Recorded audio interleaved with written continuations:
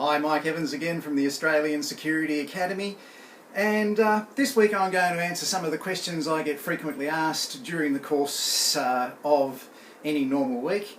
The first one's one of the same old ones that comes up, and everybody in this group knows the answer to it, but I have to keep reinforcing it because it gets out of control with the free availability of courses these days, the internet of its advertising and big promises to vulnerable students, that sort of thing. So the first question I got earlier this week was, do I get a private investigator badge when I graduate from my course, and do I get access to any kind of like government websites with secret information in it because I'm a private investigator?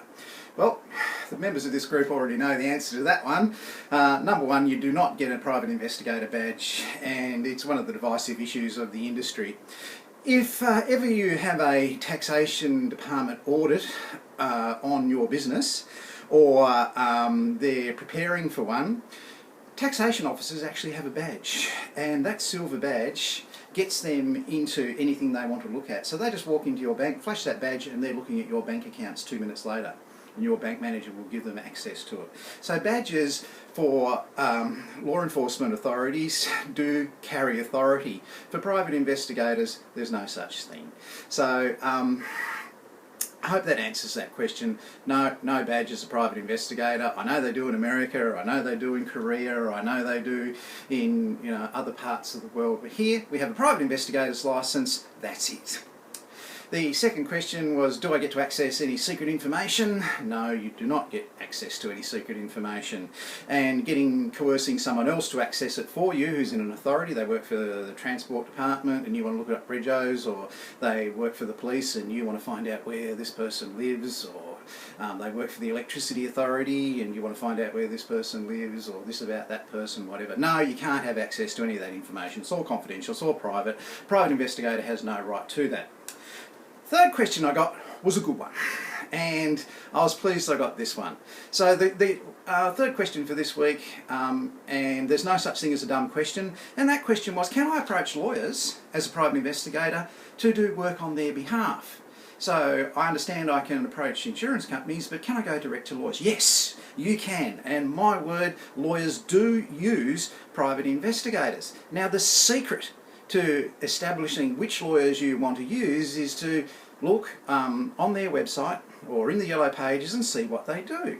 Now there's a range of things that lawyers do, and they might be involved in criminal defence, they might be involved in workers' compensation, they might be involved in self-insurance investigations. Now there's a beauty, that's a whole new world.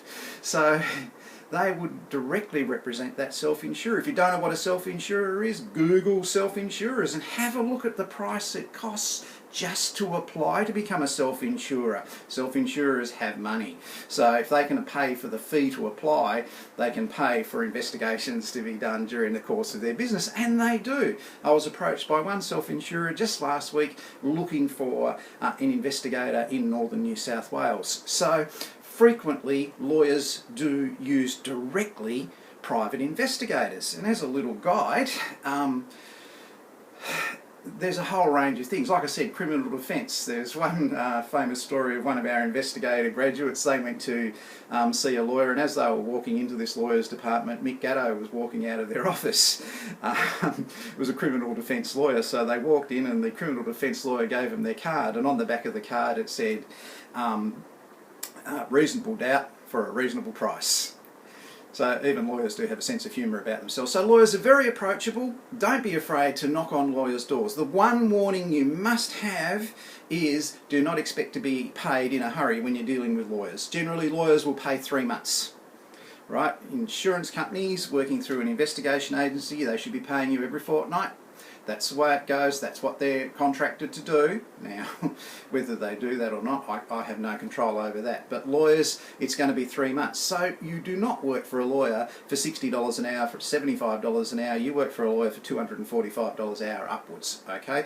If they say that's a bit steep, you might be able to negotiate better payment terms and reduce the price. So don't be afraid to approach lawyers, get out and knock on doors, but be specific about it. There's no use going to a conveyancing lawyer expect to do investigations for them. Go to insurance lawyers, motor vehicle accident lawyers, criminal defence lawyers, see what they do and see if you can become a fit with them. Marketing yourself to those people is as simple as going and knocking on doors, writing letters, sending emails, getting past the gatekeeper. They all have personal assistants who are there to filter people out. But if you're persistent, they will respect you because you're a professional and you have services that they need. I'm Mike Evans from the Australian Security Academy.